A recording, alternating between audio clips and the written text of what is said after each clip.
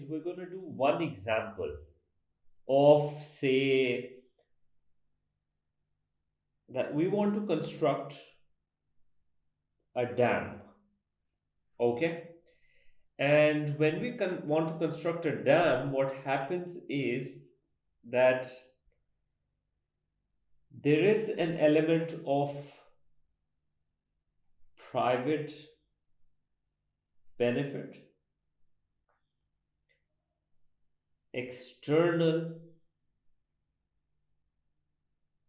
benefit, private cost, and an external cost. Okay, so let's do it and let's see what's what when we're constructing a dam. Okay, so when you construct a dam, the dam probably is going to generate electricity. It's going to save or create a reserve for water. It will probably protect the area from flooding.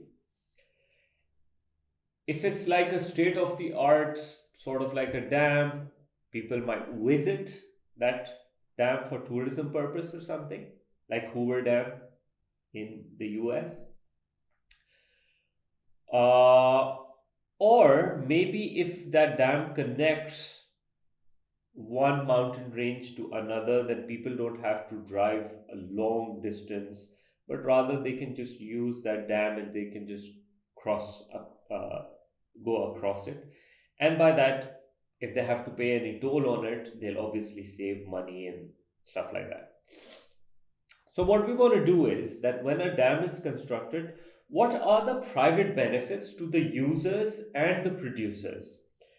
So, we say the advantage, the monetary advantage that people or the producers are going to get is the revenue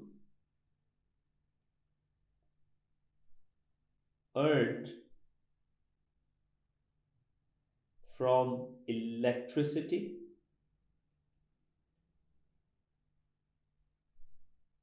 water supply, tolls. Tolls is about, when you're crossing and you have to pay, or maybe even tourism. So this is the revenue earned. Now, obviously, when I say consumer ke perspective se and producers ke perspective se, as it's defined in the definition, because look, the consumers are gonna pay for this electricity and then they're gonna light their houses and they're gonna utilize that electricity for their own benefit. On the other hand, producer ko revenue mil raha hai iske badle mein. Same goes with water. There is some sort of satisfaction to the consumers. That's why they're paying, and so the producer gets the revenue for it. On the other hand, there is a construction cost.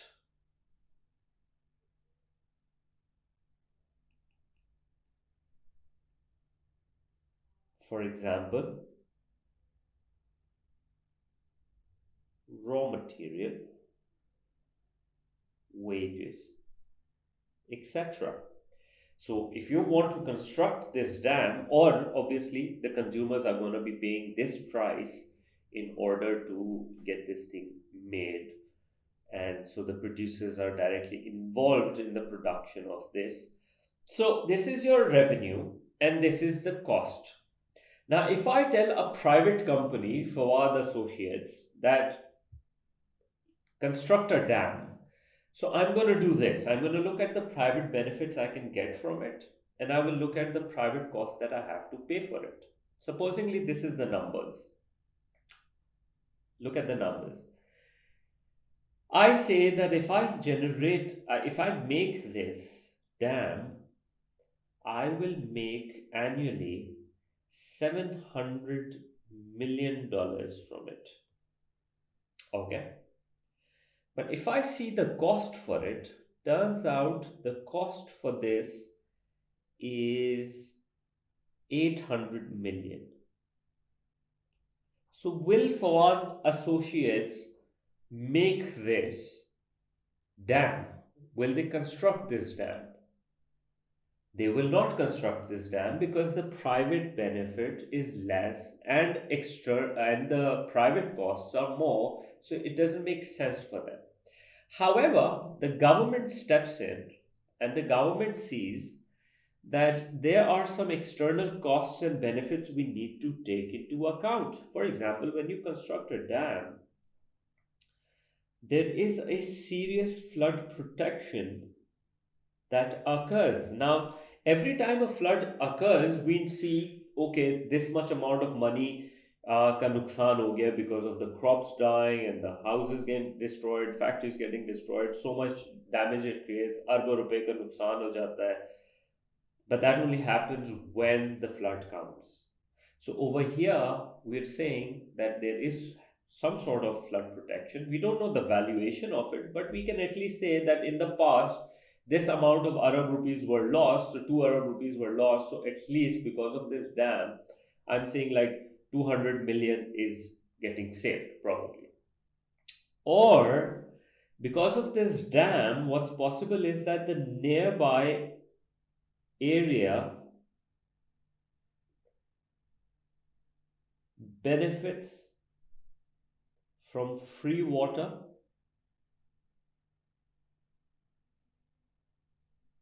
or fishing.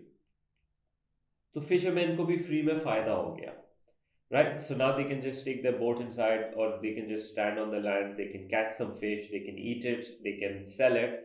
So there is some sort of advantage that we can say the third party को इस dam की वजह से हो गया. So we say, let's say $100 million का third party को advantage हो जाता है इसमें, फ्री का advantage.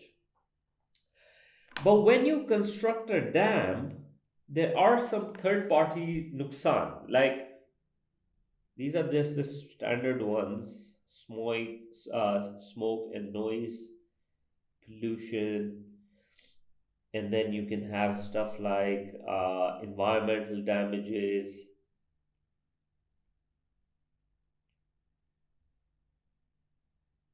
in which you could have like wildlife getting destroyed and stuff.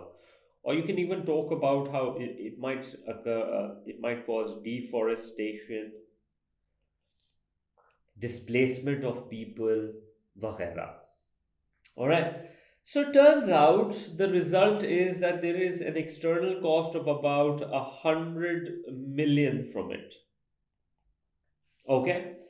So it's about 100 million because of this dam. There is some external cost associated with it. Now, we have concluded that the private sector only looks at the private benefit and the private cost.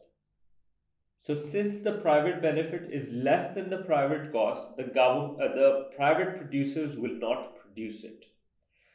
However, the government has a larger responsibility. They have to look at the social benefit, which we have said is basically private benefit plus the external benefit, which turns out to be, in our case right now, it's about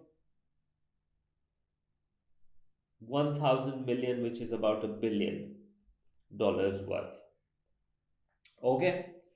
But on the other hand, they're going to look at what is the social cost for it. As we defined, social cost is private cost plus the external cost. So turns out that the social cost is about 900 million. So we have established that the private sector will not produce this, but since the social benefit is greater than the social cost, Balki in fact we'll say, as long as the social benefit is greater or equals to the social cost, government will do the project, not the private sector. And that's our cost benefit analysis. All right. So far, under market failure,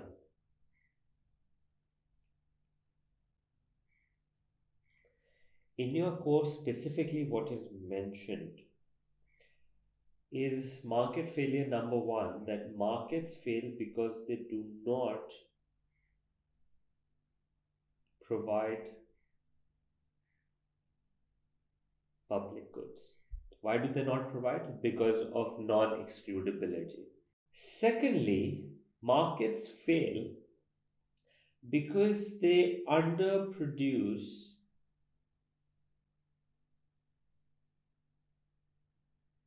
merit goods. Why? Because private sector only looks at the people who can pay and consume the product. They don't care about the external benefit or the positive externality. Number three, there is an overproduction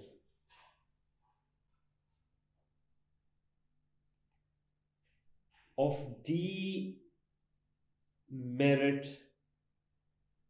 goods. There is an overproduction of demerit goods, like these harmful goods. Again, they only look at the people who can pay and consume the product. They don't care about the harm it is providing to the third party. So it should be produced less, but they fail to do that.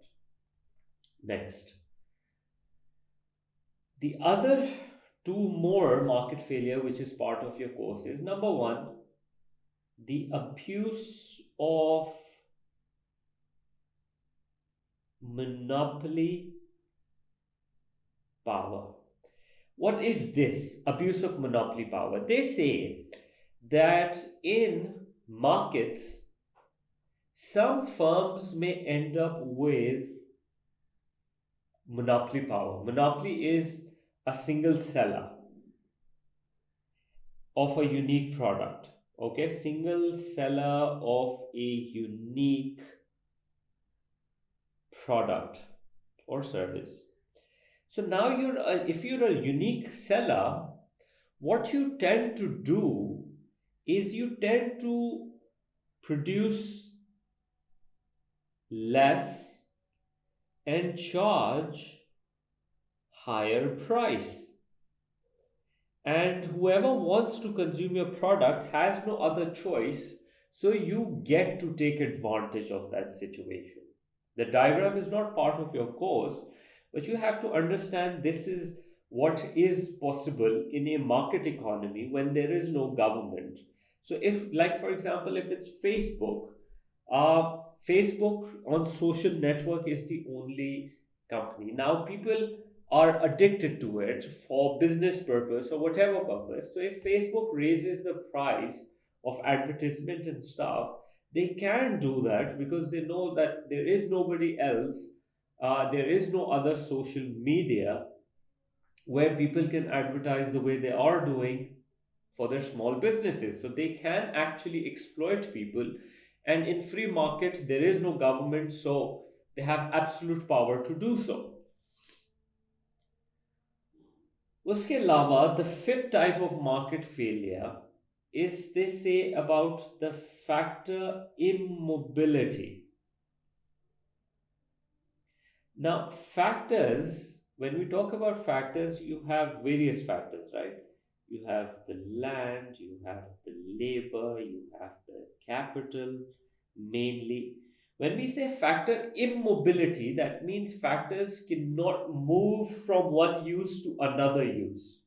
That's reality. For example, if I have land on which I'm doing agriculture of, let's say, mangoes. Now, let's say the demand for mangoes goes down.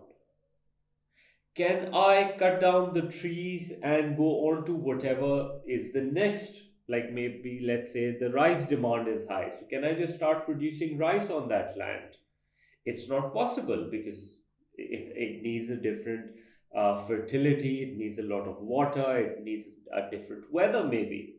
So my factor cannot just move from one to another idea. Or if I have a labor like a pilot, can I make him a bus driver? Probably, yeah. It's not that a difficult job. But can I make a bus driver into a pilot? I would say that's not so easy. So my factor cannot just move from one thing to another. So if I have machines, let's say, which makes football, can I make shoes from it? Probably not. So इसको हम बोलते हैं factor immobility, that a factor of production cannot be used to produce anything and everything. They have certain restrictions on where can they be used.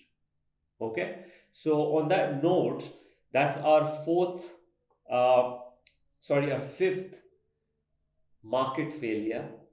So in your course, unit number 2, point number 10 says about market failure that amongst the causes you need to know that it with respect to public goods, merit goods, and demerit goods, you should know your external cost and external benefits, which we just discussed, abuse of monopoly power, and factor immobility. Examples of market failure with respect